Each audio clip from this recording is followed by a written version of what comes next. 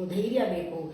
10 ಜನ ಎದುರಿಸೋ ಧೈರ್ಯ ಬೇಕು, ಆ ಥರ ಮಾಡಿ ಪರ್ಸನಾಲಿಟಿ ಡೆವಲಪ್ ಮಾಡಿ ಅಂತ ಕೇಳ್ತಾರೆ ಹೊರತು ಇಂಡಿವಿಜುವಲ್ ಆಗಿ ನನ್ನ ಮಗ ಉದ್ಧಾರ ಆಗೋಕ್ಕೆ ಏನಾದರೂ ಮಾಡಿ, ಅವನ ಜೀವನ ರೂಪಿಸ್ಕೊಳ್ಳೋಕ್ಕೇನಾದರೂ ಮಾಡಿ, ಅವನ ಸಂಸ್ಕಾರ ಹೆಚ್ಚೋಕ್ಕೇನಾದರೂ ಮಾಡಿ, ನಾಳೆ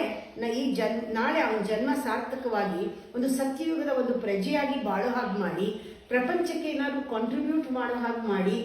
ಅಂತ ಕೇಳೋ ಪೇರೆಂಟ್ಸು ಬಹಳ ಕಡಿಮೆ. ಆದರೆ ಪೇರೆಂಟ್ಸ್ ಮಾತಾಡ್ತಾರೆ, ಆದರ್ಶ ಇಟ್ಕೊಂಡಿದ್ದೀವಿ, ನಾವು ಏನಾದರೂ ವರ್ಲ್ಡ್ ಪೀಸ್ಗೆ ಏನಾದರೂ ಮಾಡಬೇಕು, ಏನಾದರೂ ಪ್ರೋಗ್ರಾಮ್ ಹೇಳ್ತೀರಾ, ನಾನು ವರ್ಲ್ಡ್ ಪೀಸ್ಗೆ ಅಂದರೆ ಪ್ರಪಂಚದಲ್ಲಿ ಎಲ್ಲರಿಗೂ ಅನುಕೂಲ ಆಗುವಂಥದ್ದು ಯೂನಿವರ್ಸಲ್ ಆಗಿ ಏನಾದ್ರು ಮಾಡುವಂಥದ್ದು ಹೇಳಿ. ನಾನು ಹೇಳೋದು ದೊಡ್ಡ ದೊಡ್ಡ ಆದರ್ಶಗಳನ್ನ ಇಟ್ಕೊಂಡು ಎಲ್ಲರಿಗೂ ಕೆಲಸ ಕೊಡಿಸ್ತೀನಿ ಅಂತಲೋ, ಅಥವಾ ಎಲ್ಲರಿಗೂ ಅವ್ರ ಸ್ವಂತ ಕೆಲಸ ಮಾಡೋ ಹಾಗೆ ಮಾಡ್ತೀನಿ ಅಂತಲೋ, ಏನೇನೋ ಪ್ರಾಜೆಕ್ಟ್ಗಳನ್ನ ಇಟ್ಕೊಂಡು NGOಗಳು ಕೆಲಸ ಮಾಡ್ತಿರೋ ಯಂಗ್ಸ್ಟರ್ಸ್ಗೆ ಮೊದಲು ತಮ್ಮಲ್ಲಿ ಪರಿವರ್ತನೆ ಆಗೋವರೆಗೂ, ತಾವು ಪ್ರಪಂಚದ ಜೊತೆ ಕನೆಕ್ಟ್ ಮಾಡೋವರೆಗೂ,